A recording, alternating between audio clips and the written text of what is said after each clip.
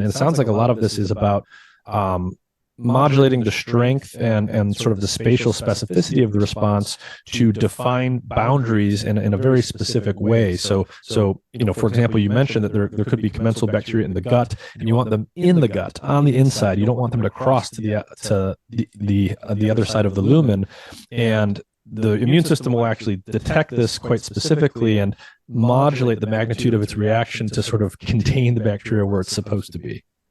That's right. And I mean, an example of that is that the sort of bit of the lumen of the gut that is most proximal to the epithelial barriers. That's basically the bit that the epithelial barrier will be the bit that defines the outside versus the inside.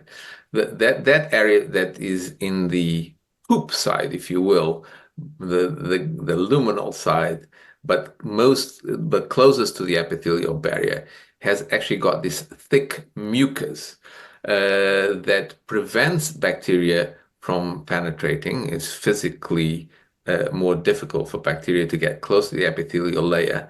But this is also where you might find a lot of the antibodies against the commensal bacteria, so that if they do come in, they also get rapidly bound by antibodies and neutralized. So it's almost like establishing a demilitarized zone, Yeah. beyond which they can't go. But occasionally they I was will thinking go. about barbed wire or something.